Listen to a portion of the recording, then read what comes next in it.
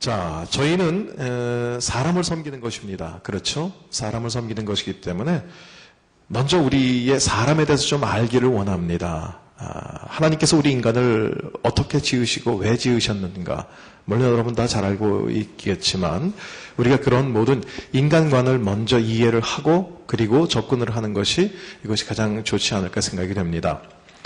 자, 하나님께서 우리 인간을 왜 지으셨을까? 여러분 한번 생각해 보셨습니까? 왜 하나님께서 우리를 만드셨을까? 좀 굉장히 너무 철학적이고 너무 신학적인 질문이긴 합니다만 우리는 한 번쯤 생각해 봐야 돼요. 우리의 존재의 이유가 무엇일까? 하나님께서 우리 인간을 왜 만드셨을까? 제가 목사이다 보니까 이제 그런 생각들을 많이 합니다. 하나님께서 우리 인간을 왜 만드셨을까라는 것. 하나님도 우리 교회에서, 현대교회에서 많이 찾는 것처럼 일할 사람들, 사역자가 필요해서 우리를 만드셨을까? 왜 만드셨을까? 제 생각엔 그렇습니다. 하나님께서 만약에 무슨 사역자가 필요하고 일꾼이 필요하다고 한다면 저희가 아는 것처럼 인간을 맨 마지막 6일째 아담을 만들지 않으시고 한 3일째쯤 만들지 않으셨을까? 그렇죠? 그래서 먼저 해와 달과 빛과 큰 것들은 하나님께서 만들어 놓으신 다음에 그 다음에 인간을 흙을 빚어서 만들어 놓으시고 그 코에 생기를 불어 넣으시고 그 다음에 명령을 하달했을 거예요. 내가 크고 굵직한 것들은 다 많이 만들었으니까 조금 작고 세세한 것들, 작은 꽃이며 개미며 이런 건 좀 네가 만들면 어떻겠냐. 그래서 하나님께서 청사진을 쫙 마련해 주시고 여기에 내가 자세하게 다 적어놨으니까 이대로 하면 된다. 그리고 하나님께서는 그 인간이, 아담이, 하나님께서 만들어 놓으신 하나님의 첫사람이 하나님 말씀대로 잘 순종하는지 안 하는지 지켜보셨더라. 뭐 창세기 이렇게 기록이 됐을 거예요. 근데 그렇게 안 하시고 모든 것들을 다 완벽하게 지으셨어요. 그 다음에 아담을 제일 마지막에 지으셨습니다. 자, 여러분 생각해 보세요. 아담이 지어지고 나서, 피조되고 나서 제일 먼저 한 일이 뭘까요? 자, 보세요. 저기 피아노가 한 대 있습니다. 만약에 제가 이제 피아노를 만드는 사람이라고 한다면 피아노를 다 만들고 나서 맨 먼저 뭘 할까요? 연주해 보겠죠. 그러면 피아노는 뭐 하기 위해서 만들어진 거예요? 연주하기 위해서 만들어진 거예요. 뭔가가 만들어지고 나서 제일 먼저 그것을 했다고 한다면 그것을 만든 어떤 목적이 되지 않을까? 그렇죠? 자, 하나님께서 아담을 만드셨습니다. 그 다음에 맨 먼저 한 일이 뭐예요? 이름 짓는 일. 그러면 아담은 장명소를 하기 위해서 하나님께서 만들어 놓으셨을까? 어떤 거요? 어떤 거? 영광을 받기 위해서. 뭐 그것도 틀린 답은 아니지만 너무 좀 이렇게 뭉뚱그려진 답이죠. 자, 제가 아까 여러분께 말씀드렸을 때 아담이 며칠째 만들어졌다고 그랬죠? 예, 6일째 만들어졌죠. 6일째 다음 날은 며칠째죠? 7일째. 7일째는 하나님 뭐 하셨죠? 쉬셨어요. 글쎄 뭐 하나님이 그렇게 피곤을 느끼시고 그런 분은 아니지만 그냥 우리의 수준으로 생각해 볼 때 하나님은 6일 동안 열심히 천지를 창조하시고 일하고 힘드셔서 쉬었다고 쳐요. 아담은 뭐 했다고 쉬어요? 자, 그렇다고 한다면 우리는 그 안식의 개념에 대해서 조금은 힌트를 얻을 수가 있어요. 안식은 물론 쉬는 겁니다. 하지만 모든 것을 다 안 하고 그냥 쉬는 것이 안식이 아니라 진정한 안식은 뭐냐면 하나님과 함께하는 것이, 하나님과 함께 거하는 것이죠. 그래서 하나님과 교제하는 것이죠. 하나님이 우리 인간을 만들어 놓으신 첫째 이유는 교제하기 위함이에요. 그래서 하나님은 우리를 자녀 삼으셨다라고 그래요.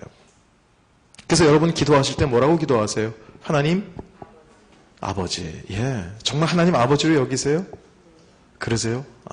우리 호스피스 이 교육받으러 오신 분들은 다 하나님과 친밀한 관계에 있기 때문에 하나님을 아버지로 부르기도 하고 또 그렇게 믿기도 하고 고백하기도 하고.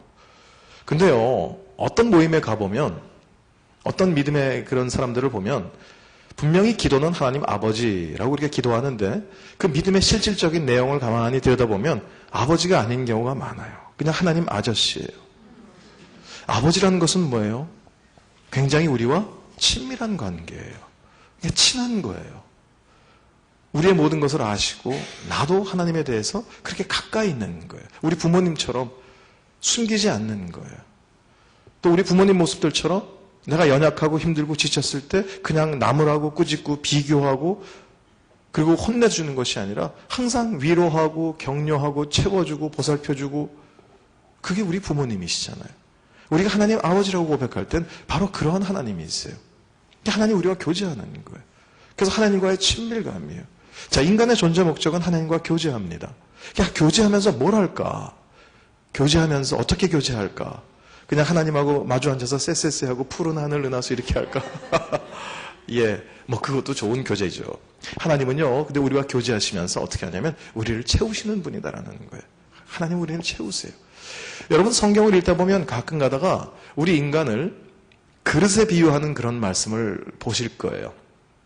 그러니까 사도 바울도 뭐라고 그랬냐면 예수 그리스도의 이 보배를 어디에 가졌다? 이 질그릇에 가졌다는 것이죠. 우리 그릇에 비유하는 그러한 말씀들을 종종 볼 수가 있어요. 저는 그것을 보면서 하나님이 우리를 빚으시되 우리 안에 그릇을 만들어 놓으셨구나. 우리 인간은 그릇이에요. 그릇인데 무엇을 담기 위한 그릇이냐면 여기에 하나님의 것, 하나님의 사랑, 하나님의 은혜, 하나님의 긍휼하심, 하나님의 아름다운 것들을 우리가 담기 위한 그릇이에요. 그래서 우리는 하나님과 교제하면서 먼저 담아야 돼요. 저는 그렇게 생각합니다. 7일째 되어서 안식할 때 아담과 하와는 그때 아직 전이죠. 아담과 하나님이 아름답게 교제하면서 하나님이 그 아담 안에 하나님의 것을 채우기 시작하셨어요. 일하기 전에, 뭔가를 막 움직이기 전에 막 채우셨어요. 그래서 채워서 하나님의 것으로 충만하게 하시고 하나님의 마음도 주시고 하나님의 시선도 주시고 하나님의 지혜도 주시고 그러니까 그가 그 많은 동물들이 들어왔을 때 이름을 척척척척척 지어내잖아요. 하나님의 것으로 채우시는 거예요. 그래서 근데 하나님은 전공이 채우시는 분이세요. 하나님은 전공이 채우시는 분인데 어떻게 채우냐면 후에 흔들어 넘치게 하시는 분이 하나님의 전공이세요. 그래서요, 저희들은 어디다가 물을 컵에다가 따를 때도 이렇게 따르다가 입구까지 거의 딱 오면 어떻게 해요? 멈춰요. 근데 하나님은 이게 잘 스탑이 안 되시는 분이세요. 약간 수전증 있으신지 이게 스탑이 잘 안 되세요. 그래서 막 넘쳐요. 그러면 이렇게 보고 있다가 하나님 이거 넘칩니다. 이거 넘쳐요. 이렇게 넘치게 하세요. 아깝잖아요. 그럼 그때 하나님이 말씀하세요. 그 넘치는 부분으로 가서 네 배우자를 사랑하고 내 자녀들을 사랑해라. 그 넘치는 잉여 부분, 그 넘치는 부분으로 가서 교회를 섬겨라. 넘치는 부분으로 가서 직장생활을 하고 사회에 가서 소금과 빛의 역할을 해라. 넘치는 부분으로 가서 네 유익과 네 목적을 위해서 살지 말고 다른 사람들을 위해서 내 이웃을 위해서 내 몸처럼 이렇게 아끼면서 살아가면서 그렇게 살지 않겠니?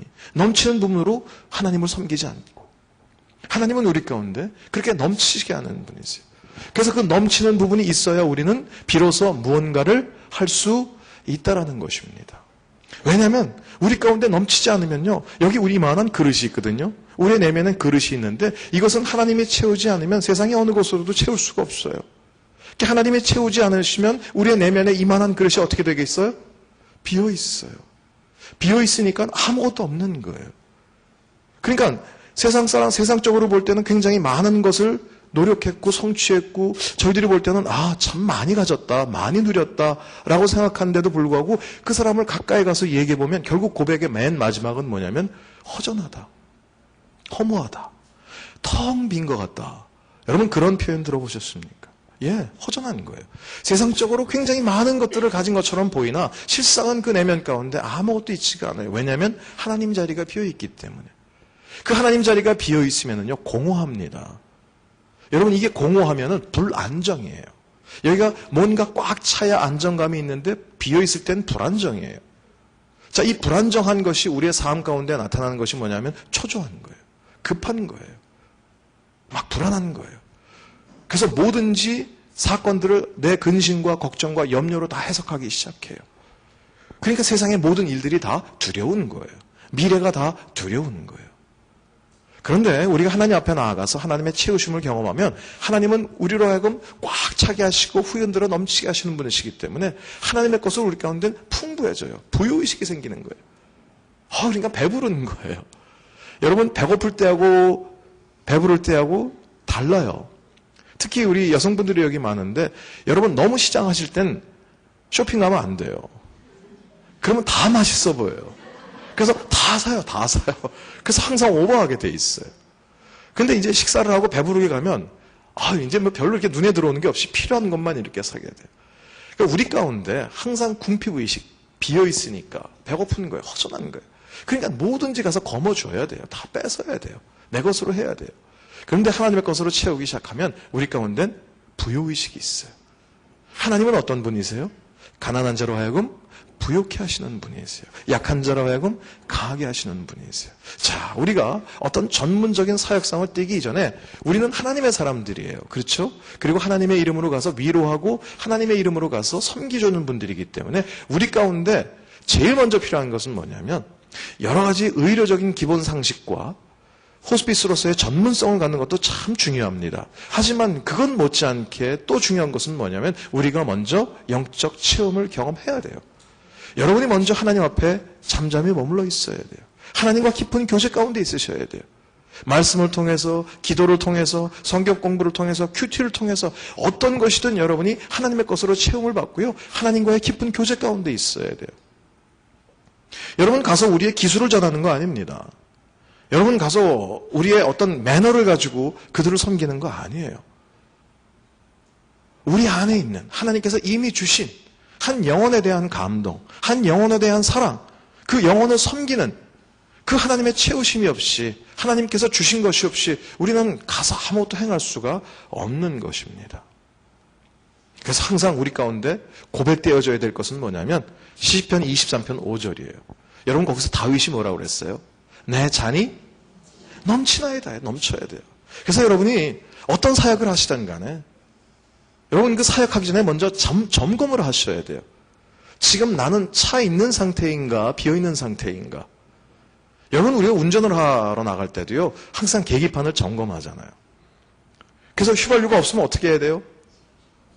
휘발유가 없는데도 믿습니다.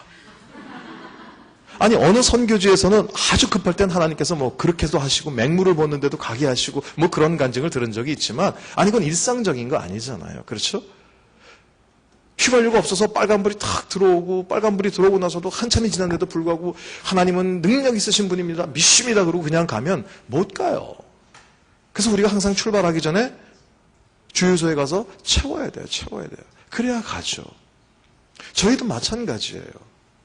우리가 의무감만 가지고 내가 호스피스 교육을 다 받았는데 뭐 오늘은 하나님하고 교제도 없지만 그래도 가야지 뭐 어떡하겠어. 안 가면은 또 조장이 또 전화하고 또 왜 안 왔냐 그러고 아니 그렇게 해서 가는 거 아니에요. 일단 먼저 나를 점검하셔야 돼요. 내 가운데 하나님의 채우심이 있는가? 하나님의 감동이 있는가?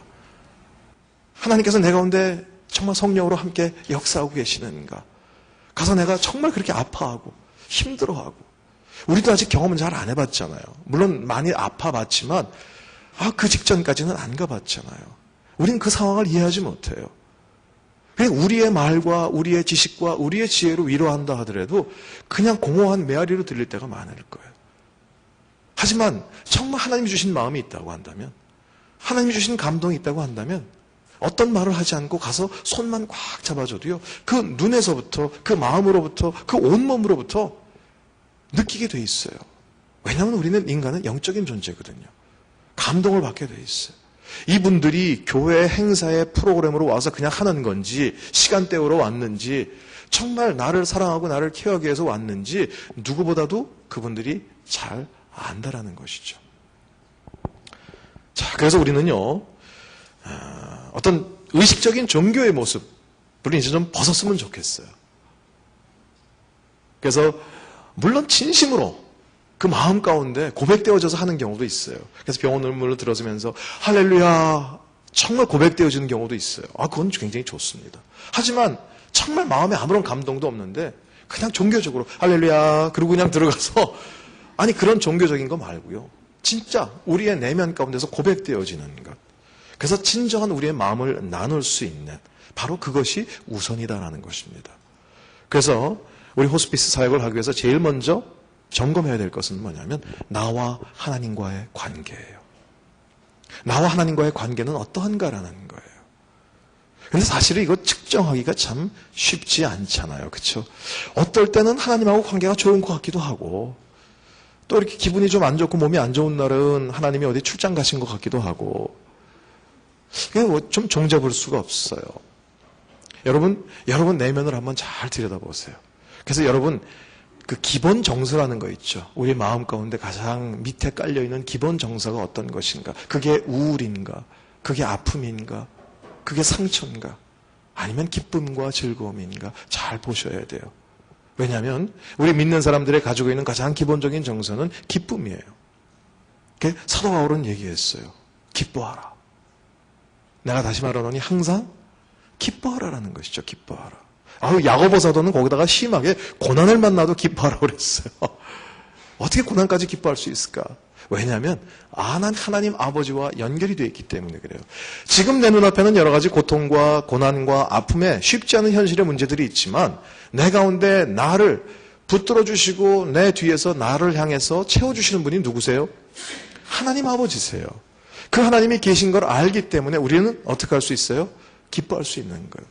그래서 우리가 담대할 수 있는 거예요. 그게 기뻐하라는 것이죠. 그래서 여러분, 믿음이 있는가 없는가를 자꾸만 알기 위해서, 내가 하나님 관계가 좋은가 안 좋은가를 알기 위해서 자꾸만 성경 구절 암송 잘 되나 안 되나 막 이거 하고 막 그런 것도 물론 되겠지만, 우선 내 가운데 이 기쁨이 있는가? 하나님, 그래요. 하박국 선지자 고백처럼 내 눈앞에 보이는 거는 아무것도 없어요. 외양간에 송아지도 없죠. 논밭에 식물도 없죠. 우리의 양떼도 없죠. 포도송에 포도가 하나 없죠. 그런데도 난 여호와로 기뻐하겠다라는 것이죠. 이게 영적 부요함이에요. 이런 영적 부요함이 있을 때 여러분의 모습 가운데는 겸손하면서도 당당함이 보여요. 여러분 모습 가운데는요, 많이 갖추지 않아도요, 부요함이 보여요. 그러한 모습을 가지고 있는 사람들에겐 가서 기대고 싶어요. 가서 얘기하고 싶어요. 뭔가 요청하고 싶어요. 손이라도 잡고 싶어요. 그게 우리의 모습이에요. 그래서 여러분이 일단 사역을 나가기 전에 제일 먼저 점검해야 될 것은 바로 그런 하나님과의 관계다라는 것이죠. 그래서 우린 준비해야 합니다. 그래서 여러 가지 전문성도 준비해야 되지만 하나님과의 관계, 이 영적인 것도 우리가 기도하면서 준비해야 돼요. 여러분 잘 아는 것처럼 에스더는요, 왕 앞에 나가기 위해서 1년을 준비했습니다. 그 페르시아의 왕을 한 번 만나기 위해서 6개월 동안 몰약을 준비했고요. 또 남은 6개월 동안은 향유를 준비했고요. 단 한 번의 만남을 위해서 그렇게 준비했어요. 근데 여러분들이 또 이 얘기를 들으시고, 아니 에스더 왕비는 왕을 만나니까 그렇게 준비했지만, 아니 우리는 그냥 환우들을 만나는 거 아니냐? 무슨 왕도 아니고 뭐 우리가 그렇게 꽃단장하고 1년씩이나 준비할 게 뭐 있느냐? 아니 근데 제가 어느 책을 읽다가 이게 그게 아니구나라는 걸 느꼈어요. 여러분 요즘 그 베스트셀러로 알려져 있는 그 청년 바보 의사라는 책 한번 보셨습니까? 우리 호스피스 사역자들이라면 한 번씩 꼭 읽어야 돼요. 이거 필독서 하셔야 돼요. 책 제목은 그 청년 바보 의사예요. 안수현이라는 내과 의사 이야기예요. 젊은 친구예요. 72년생이니까 젊은 친구죠. 그렇죠? 내과 의사인데 2006년도에 33이라는 나이로 유행성 출혈열로 하나님 곁으로 갔어요. 근데 그 의사는 의사이면서 어떤 목회자보다도 더 그 환우들을 사랑하고 그 영혼을 사랑했던 사람이에요. 그래서 그 사람의 그 아름다운 사랑의 흔적들을 못 잊어 하는 사람들이 얼마나 많은지 모르겠어요. 그래서 그 의사의 이야기를 쓴 거예요. 본인의 이야기를 쓴 거예요. 근데 거기에 첫 장에 첫 과에 보면 이런 얘기가 나와요. 이건 그 의사 아주시안이라는 닥터의 이야기예요. 과연 나는 길게 줄을 서서 기다리는 환자들 한 사람 한 사람의 얼굴이 내게 환자로 오신 그리스도라는 사실을 기억할 수 있을까? 자, 이 의사는 환자 한 사람 한 사람을 그냥 환자로 보거나 아니면 내가 그냥 치료해야 할 대상자로 본 게 아니라 뭘로 봤어요? 네. 정말 굉장히 깊은 색다른 통찰이에요. 그러니까 그 사람이 그 환자 한 사람 한 사람에게 어떻게 했을까는 우리가 책을 다 안 읽어도 쉽게 이해가 되실 거예요. 그렇다고 한다면 우리도 마찬가지예요. 이 의사가 고백했던 것처럼 마찬가지고 우리를 기다리는 환우 한 분 한 분이 내게 하나님께서 맡겨주신 그리스도의 다른 모습일 수도 있다는 것이죠. 그렇다고 한다면 우리가 그분 앞에 나가기 위해서는 어떻게 해야겠어요? 준비를 해야겠죠. 몰약으로 준비를 하고요. 그래서 내 가운데 있는 상처와 아픔들을 다 씻어야 돼요. 잘못해서 사역을 할 때요, 내 가운데 상처가 있고 한이 있잖아요. 그러면 은혜도 주지만 상처와 이 아픔도 같이 줄 때가 있어요. 그게 우리 자녀들 가운데 그랬잖아요. 그때 자녀들을 키우고 자녀들을 사랑하니까 사랑하긴 했지만 자녀들에게 동시에 준 건 뭐냐면 내 상처와 아픔을 같이 말이에요.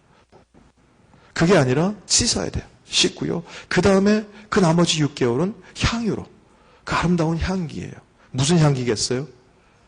이것은 예수님의 향기예요. 예수님의 냄새예요.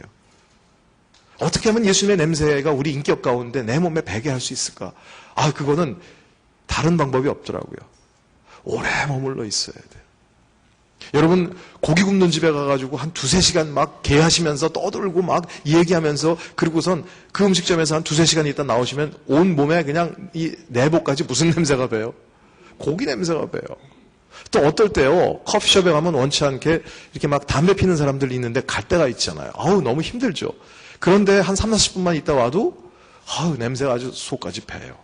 자, 우리가 주님 앞에서 잠잠히 머물러 있고 주님과 교제할 때 우리도 모르는 사이에 우리의 인격 가운데, 우리의 내면 가운데 예수로의 향기, 예수님의 냄새가 밴단 말이에요.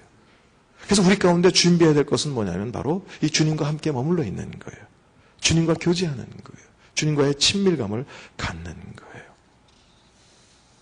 자, 그렇게 한 다음에 그 다음에 그렇게 친밀감이 있을 때 그 다음엔 우리가 먼저 신방을 하기 전에, 찾아가기 전에 그 환우를 위해서 좀 기도했으면 좋겠어요.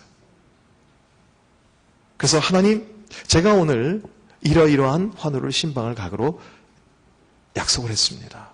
하나님, 이 환우에 대해서 제가 그냥 피상적으로 가서 있는 모습 그대로 그냥 시트 갈아주고 물론 다 하겠지만 조금 더 내면적으로 하나님, 제 가운데 좀 말씀해 주지 않겠습니까? 여러분, 하나님은 우리 가운데 말씀하시는 분이세요. 하나님은 우리 가운데 말씀하시는 분이시고요. 그리고 우리는 그 말씀을 듣는 사람들입니다. 자, 여러분, 요한복음 10장 27절에 어떤 말씀이 있냐면요. 내 양은 내 음성을 들으며 나는 그들을 알며 그들은 나를 따르느니라. 요즘 저희는 하나님의 음성을 듣는다라는 얘기를 이렇게 많이 쉽게 접하고는 있지만 내 얘기는 아니다. 나는 아니다라는 것이죠. 그러면 여러분은 하나님의 양 아니세요?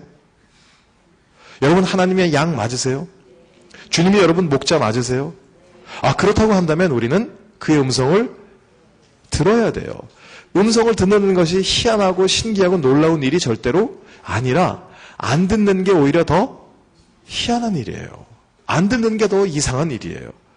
그런데 지금 시대가 이상하게 되다 보니까 하나님의 음성을 듣는 것이 우리 가운데 참 이게 쉬운 일이 아니다. 이상한 일이다라고 여겨질 정도로 하나님과의 관계가 그렇게 돼버리는 거예요. 아니에요. 분명히 예수님께서 뭐라고 했냐면 내 양은 내 음성을 들으며 나는 그들을 알며 그들은 나를 따른다라는 것이죠. 여러분, 저희들은 전문가는 아닙니다. 그렇죠? 병원에 신방 가서 그들을 돕고 그들을 섬기긴 하지만 전문가는 아니에요. 의료적인 전문성은 의사하고 간호사에게 맡겨야 합니다. 의사, 간호사에게 다 맡겨야 되고요. 또 어떤 분들은요, 신방 가가지고 민간요법 전하는 분도 계세요. 우리 가운데 아까 제가 훈련을 우리가 좀 해야 된다, 준비해야 된다라고 그랬는데 무엇보다도 좀 하나님의 음성을 듣는 훈련이 있었으면 좋겠어요.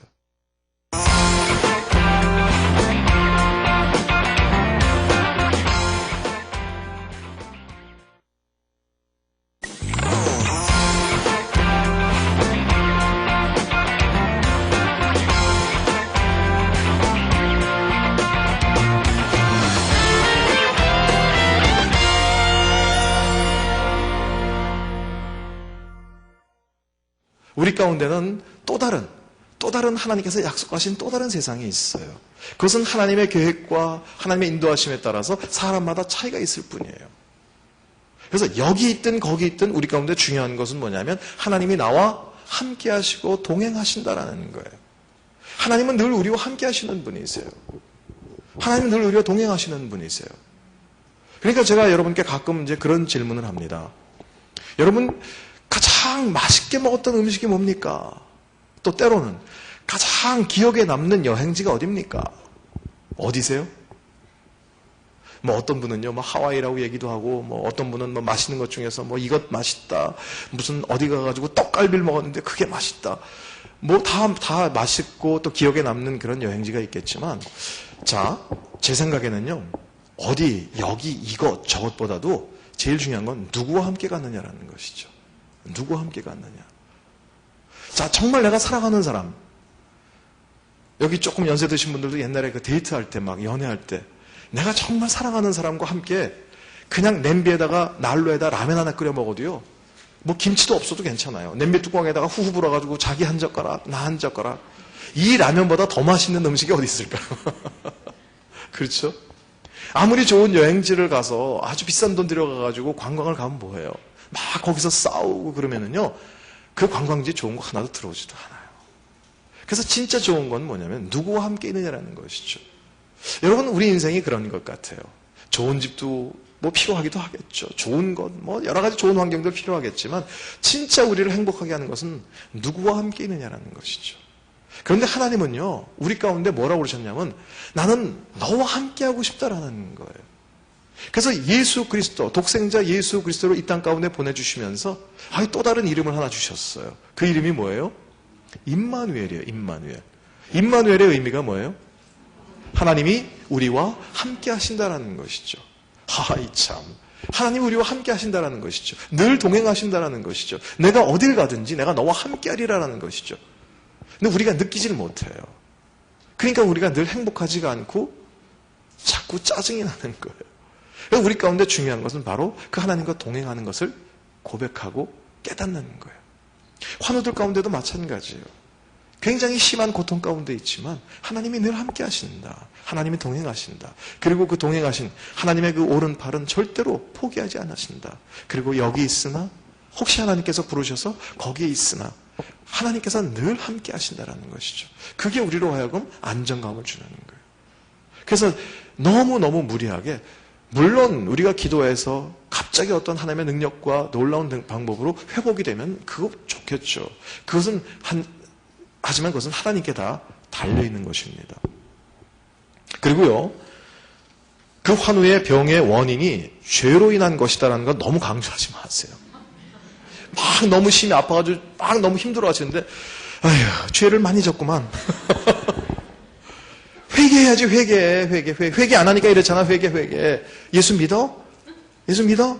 그럼 예수 믿으면 회개해야지. 그리고 그 다음 주에 가서도 계속 호전이 안 되면 회개 안 했구만 또. 아니, 그러시면 안 돼요. 예, 절대로 그러시면 안 돼요. 그래서 한 발짝 한 발짝 주님과 교제할 수 있도록. 여러분이 충분히 주님과 교제하셨죠? 그리고 준비하셨죠? 그리고 정말 그 하나님, 그 좋으신 하나님에 대해서 한 발짝 한 발짝 그분도 함께 갈 수 있도록 옆에서 도와주는 거예요. 너무 무리하거나 너무 강요하시면 안 돼요.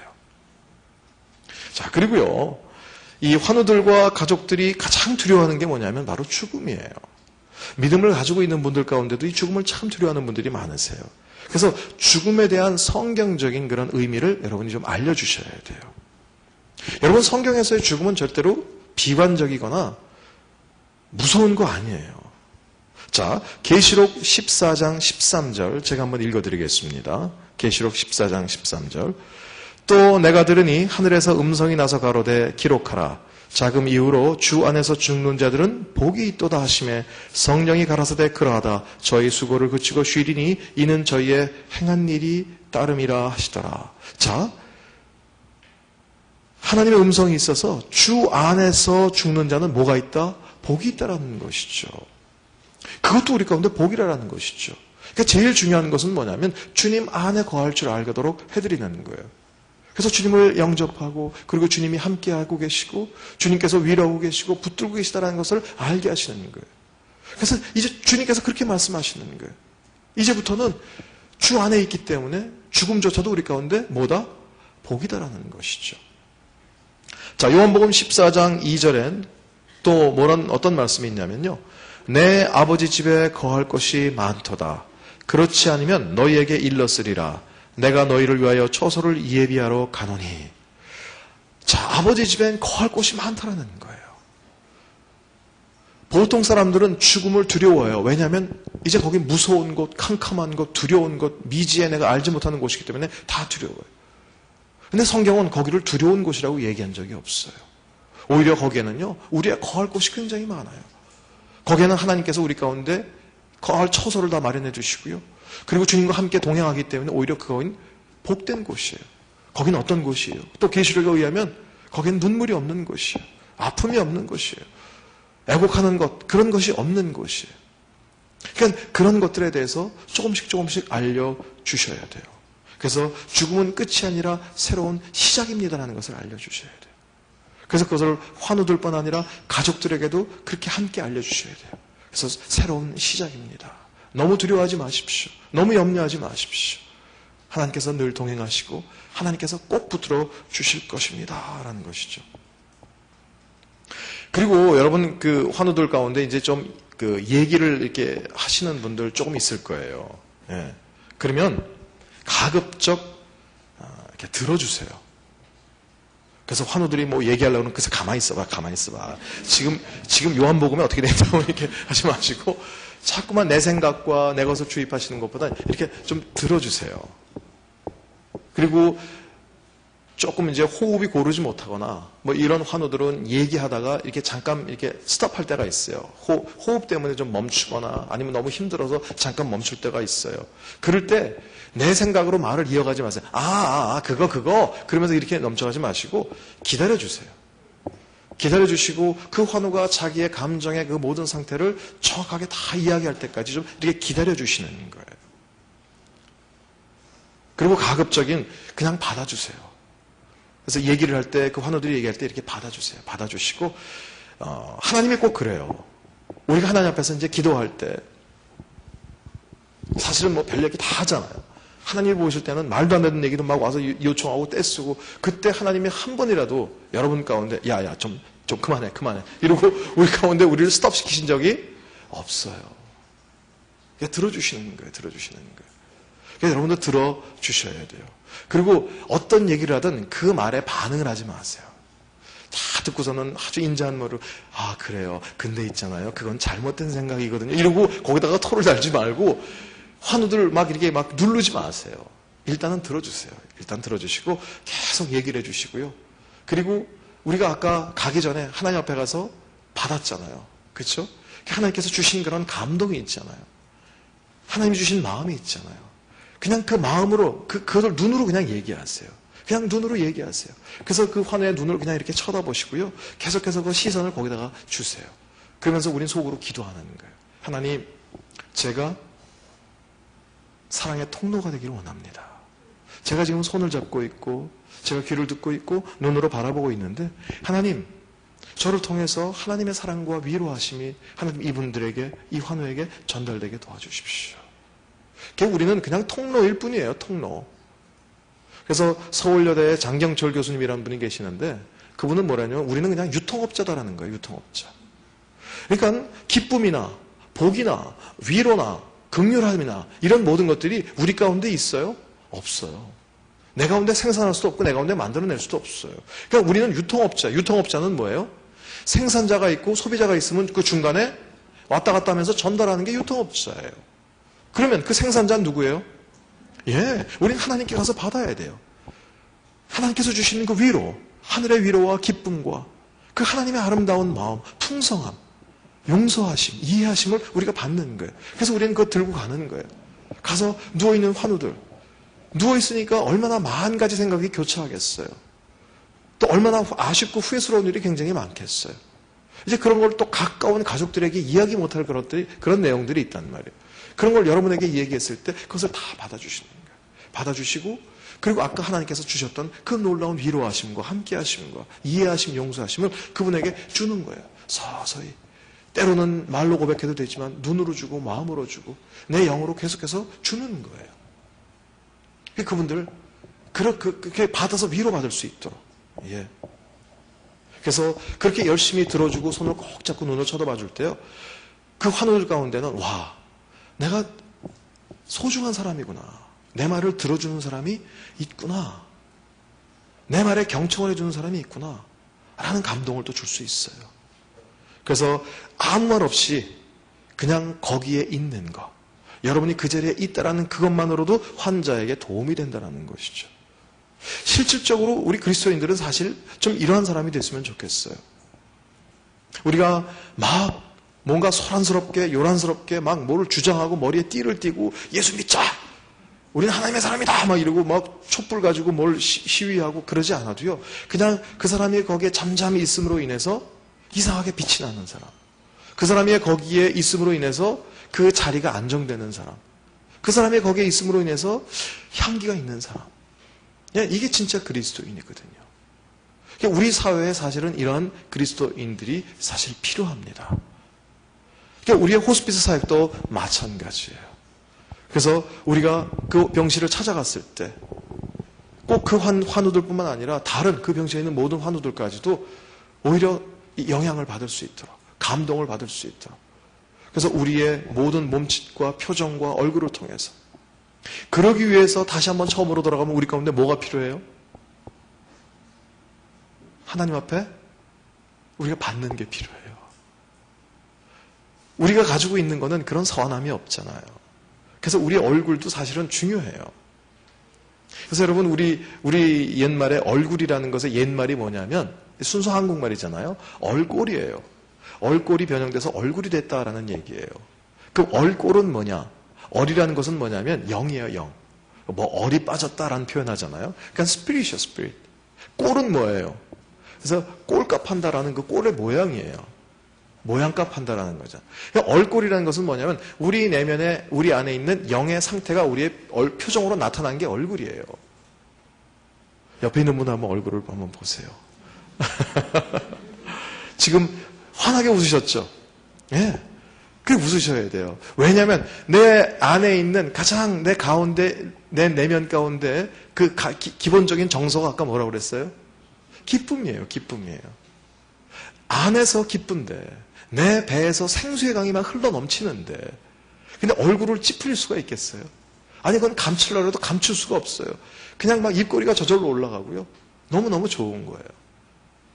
그래서 여러분이 정말 모든 사람들이 아파하고 힘들어하고 낑낑대고 정말 어둠의 그런 분위기, 어둠의 그림자만 잔뜩 드리운 그 병실에 여러분이 문을 탁 열고 들어갔을 때 그 모든 어둠들이 샥 물러가야 돼요. 여러분의 그 밝은 빛 때문에 그 모든 슬픔과 고통과 두려움들이 싹 물러가야 돼요. 그래서 거기에 생명의 빛이 임하는 거예요. 그게 생명이에요. 그게 생명이에요. 여러분 하나님의 자녀 맞으십니까? 여러분 요한복음 3장 16절에 뭐라고 되어 있어요? 하나님이 세상을 이처럼 사랑하사 그 독생자 예수 그리스도를 주셨어요. 그래서 이는 저를 믿는 자마다 멸망치 않고 영생을 얻었어요. 여러분 그러면 예수님 믿으시죠? 그러면 영생 얻으셨습니까? 아멘. 영생이 뭐예요, 근데? 영원한 생명이요? 그 영원한 생명은 그럼 여러분 안 돌아가세요? 그게 뭘까? 자, 어느 권사님이 전도를 갔어요. 그래서 이제 친구 할머니에게 전도를 하는 거예요. 예수 믿어. 예수 믿으면 뭐가 좋은데? 예수 믿으면 영생한디야. 영생이 뭐예요? 죽지 않고 쫙 산디야. 그랬더니 이 친구 할머니, 아이고 그럼 난 시려. 내가 그 영감하고 50년 산 것도 지겨워 죽겠는데 쭉 살면 난 시려. 예, 영원한 생명 우리가 쭉 사는 건 맞아요. 다른 세계에 가서 쭉 사는 건 맞아요. 하지만 우리 여기서도 살아야 되잖아요. 그렇다고 한다면 진짜 생명이 뭘까? 생명이 뭘까? 그 멸망은 뭘까? 여러분 이것은 하나의 영향력이에요. 하나의 세력이에요. 그래서 저는 그렇게 생각합니다. 이 생명이라는 단어 안에는요, 그냥 내가 코로 숨쉬기 때문에 살아있다라는 그냥 살아있다라는 그 육체적인 생명뿐만 아니라 여기에는 굉장히 큰 의미들이 들어가 있어요. 어떤 의미냐면요, 기쁨이 있고요, 감사가 있고요, 용서가 있고요, 화평이 있고요, 이해가 있고요, 하나됨이 있고요, 이런 것들이 여기 꽉 차 있는 게 그게 생명이에요, 생명. 그래서 여러분, 내가 생명이 있다, 영생. 예수 그리스도 안에 생명이 있습니다. 예수님이 이 땅에 온 것은 양으로 생명을 얻고 더 풍성하게 얻게 하려 하심이라. 그럼 예수님이 이 땅에 오신 건 나한테 이런 기쁨과 감사와 용서와 화평과 이해와 하나됨과 이런 것을 풍성하게 하시기 위해서 오신 거예요. 그 반대로 그러면 멸망은 뭐냐? 죽음은 뭐냐? 이것도 하나의 세력이에요. 이쪽 세력은 뭐냐면 미워하고 시기하고 질투하고 불안해하고 초조하고 아파하고 열등감 때문에 분노하고 상처하고 이런 것들이 다 멸망의 그림자예요. 자, 그렇다면 여러분 어디에 있으세요 지금? 생명에 있죠. 근데 생명에 있는데 왜 자꾸 여기 불안이 있죠? 왜 시기가 있죠? 왜 질투가 있죠? 예, 그러니까 우리가 지금 뭔가 잘못되어 있는 거예요. 그럴 땐 빨리 하나님 앞에 달려가야 돼요. 하나님, 분명히 예수님이 영접했습니다. 예수님을 영접하는 자들에게는 하나님의 자녀가 되는 권세를 주시고요. 멸망치 않고 영생을 얻게 하시겠다고 하셨는데 하나님 제 가운데 왜 자꾸만 미움이 있죠? 왜 두려움이 있죠? 왜 불안이 있죠? 왜 근심이 있죠? 왜 초조하죠? 이거 빨리 하나님 앞에 가서 얘기해야 돼요. 그래서 하나님께서 빨리 우리 가운데 다시 한번 고쳐주셔야 돼요. 왜 내가 초조해하는가? 무엇 때문에 불안해하는가? 라는 것들을 점검하셔야 돼요. 그래서 그것을 다시 한번 예수 그리스도 발 앞에다 딱 내려놓으셔야 돼요. 그래서 우리 가운데 다시 한번 갖고 나올 건 뭐예요? 주님 앞에서 기쁨과 희락과 화평과 용서와 이해와 사랑과 이런 것들을 다시 한번 풍성해 가지고 나와야 돼요. 그래서 항상 우리 가운데는 보따리가 풍성해야 돼요. 그래서 보따리가 얼마나 풍성한지는 거울을 보면 알 수 있어요. 여러분이 거울을 탁 봤는데 우거지상이다. 그럼 뭐예요 지금? 없는 거예요 지금. 텅텅 빈 거예요. 아무것도 없어요. 아무것도 없어요. 근데 여러분 가운데 여러분이 봐도 참 정말 뭐 화장을 잘하고 그래서 이쁜 게 아니라 진짜 영적으로 보니까 이쁘다. 여러분 여기다가 막 뭐 시실리 바르고 막 이래가지고 이쁜 게 아니라 그냥 별로 많이 비싼 화장품도 안 했는데도 불구하고 빛이 나는 거예요. 빛이 나는 거예요. 예. 우리가 주님과 교제할 때 하나님 이런 걸 막 주세요. 그래서 제일 많이 교제한 사람이 누구냐면 모세예요. 그래서 모세가 시내산에서 하나님하고 막 교제하고 얘기하고 친구와 얘기하듯 얘기하고 막 얘기했을 때 그 다음에 얼굴이 어땠다고 그랬어요? 광채가 나가지고 사람들이 감히 쳐다보지 못해서 수건을 덮었잖아요.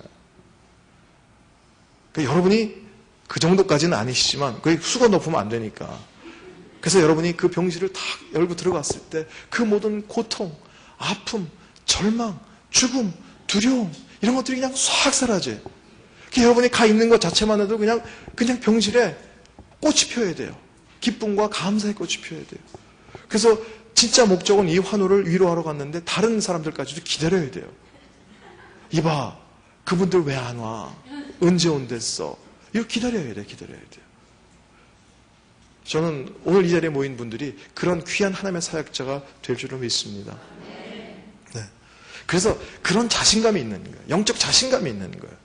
이분들이 지금 회복돼도 하나님의 놀라운 십자가의 보혈의 능력으로 회복돼도 감사하지만 그렇지 않아도 감사해요. 왜냐하면 아버지 집에 또 가니까. 하나님 곁으로 가니까. 그게 좋은 거예요. 그러니까 자신이 있는 거예요. 당당한 거예요. 그래서 그분이 마지막 임종시가 되면 과감하게 우리는 얘기할 수 있어요. 이제 하나님께서 부르십니다. 라는 그런 정말 안녕을 선포해줘야 돼요. 어떤 데는요, 가면은 가족들이 안 돼, 뭐 이러고 뭐 그냥 본인도 힘들어하고 가족도 힘들어하고 아니, 그거는 별로 좋지가 않아요.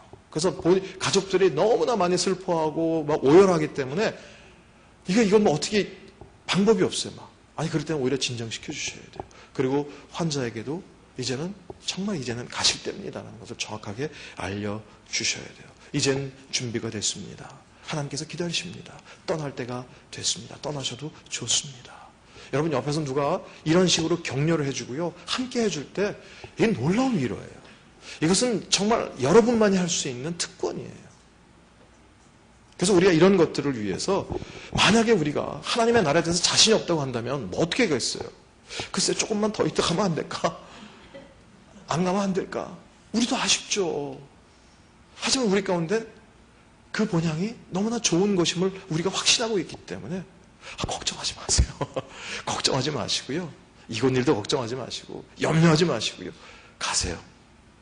오늘 주님께서 정말 환한 얼굴로 당신을 맞아주실 것입니다. 정말 걱정하지 마세요. 라고 자신 있게 얘기해 주는 거예요. 자, 이러기 위해서는 우리 가운데 뭐가 있어야 되겠어요? 확신이 있어야 돼요. 확신이. 그래서 옆에 막 오열하는 가족들이 정말 우리 어머니가 뭐 사랑하는 아내가 하나님 나라에 갔을까요? 그럼 예, 성도님 걱정하지 마십시오. 그리고 같이 기도해주고 그래야지. 갔을까요? 갔겠죠? 갔을까? 그러면요, 제가 우리 목사님한테 전화해볼게요. 기다리세요. 그리고 전화해보고 목사님 진짜 갔을까요? 뭐 아니, 그거 아니에요. 물론 그러신 분은 없겠지만 우리 가운데 그런 확신이 필요한 거예요. 하나님은 여러분들을 통해서 그런 하나님 나라에 대해서 정말 많은 사람들에게 아름다운 것들을 심어주기를 원하시는 거예요. 그래서 제가 다시 한번 처음 드렸던 얘기로 돌아갑니다. 자, 그렇게 여러분께서 정말 자신 있고 아름다운 하나님의 사역자가 되기 위해서 제일 먼저 중요한 건 뭐다? 네, 하나님과의 교제다라는 것이죠. 하나님과의 친밀감이다라는 것이죠. 그래서 우리 사역자들은 큐티하는 것, 그리고 성경 공부하는 것, 기도하는 것, 게으르시면 안 돼요. 어떤 분들은 사역이 너무나 많아가지고, 아유, 목사님, 요새는요, 이제 우리 사역이 알려지다 보니까 여기저기 병원에서 부르는 분들이 많아가지고 기도할 새가 없어요. 그러니까 목사님이 대신해 주세요. 아니, 그거 안 돼요. 여러분이 직접 하나님을 대면하셔야 돼요. 여러분이 직접 하나님의 음성을 들으셔야 돼요. 그래서 자꾸 목사님들을 통해서 듣기를 원하시고 목사님들이 기도해 주면 더 하나님이 잘 들어주시지 않을까? 아니, 꼭 그렇지 않아요. 하나님께서는 여러분들이 직접 하나님 앞에 나와서 기도하시는 그 기도의 음성을 더 기뻐하시고요. 하나님은 여러분 가운데 직접 말씀해 주기를 원하세요. 여러분, 이제 여기 어르신들도 계시지만 손주, 손녀가 있으면 걔네들이 이빨이 조금 나기 시작하면 이유식 먹이잖아요. 그 이유식 먹이고 그러다가 또 이제 어떤 잔칫날이 돼가지고 갈비찜 같은 거 이렇게 하면은 참 할머니들은 그거 손주에게 먹이고 싶어요. 그렇죠? 그래서 조금 띄어요. 그 다음에 어떻게 해줘요? 이렇게 씹어가지고 이렇게 주잖아요. 근데 갈비찜의 진짜 맛은 뭐예요? 그 첫 번째 씹을 때 그 양념 맛이에요. 그러면 진짜 양념 맛을 다 먹는 건 누구예요? 그리고 애기한테 뭐만 줘요? 그 뻣뻣한 섬유질, 그 남아있는 거, 맛도 없는 거, 그냥 그거 먹이려고. 여러분이 직접 하나님 말씀을 듣고요. 그 음성을 듣고요. 큐티를 통해서, 성경 공부를 통해서 여러분이 하나님 음성을 듣는 것 중요합니다. 물론 설교나 성경 공부를 통해서 목사님들이 가이드라인을 다 이렇게 주셔야죠. 신학적인 의미와 내용도 다 이렇게 주셔야죠. 그 모든 것들이 그래서 우리는 뭐냐면 균형이라고 얘기합니다. 밸런스예요. 이런 모든 균형 잡힌 것이에요. 그래서 여러분들이 너무 사역에 치우쳐져도 안 되고요. 그리고 또 앉아서 그냥 하나님하고 교제하고 매일 그냥 360일 하나님하고만 있고 그런 사역엔 아무것도 안 한다. 아니, 그것도 또 균형이 안 맞는 거예요. 그 균형을 잘 맞추셔야 돼요. 그래서 그 균형을 맞추신 다음엔 그 다음에 호스피스 실질적인 사역에 가서는 영적인 것과 실질적인 것의 균형을 잘 하셔야 돼요. 그래서 또 어느 분은 더 너무나 거룩한 거예요. 너무나 거룩해가지고 이분이 CT도 갈 때 됐고 기저귀도 갈 때 됐는데 그런 거는 아무것도 이건 중요하지 않아요. 육체는 썩어질 뿐이에요. 육신은 아무런 소용이 없어요. 필요 없어요. 이거 괜찮아요. 그리고선 영적으로만 아니, 그것도 안 되죠. 그렇죠? 그러니까 이 모든 것들이 잘 균형 잡힌 사역이 돼야 돼요. 그래서 여러분 이런 호스피스 교육을 하고 있습니다. 여러분 이 교육을 잘 들으시고요. 그리고 여기서 지침을 잘 받으시고 배우시면 정말 균형 잡힌 하나님의 사역자들이 될 것입니다. 그리고 여러분을 통해서 하나님께서 생명의 존귀함과 또 하늘나라에 대해서 얼마나 아름다운 것들을 알려주실런지 여러분 기대하십시오. 그래서 항상 기대하십시오. 그래서 천국은 침노하는 자일 것입니다. 기대하시고요. 항상 여러분 나를 통해서 내가 뭘 할까 이러지 마시고요. 하나님, 지금은 저는 가난한 자이고 지금은 저는 연약한 자입니다.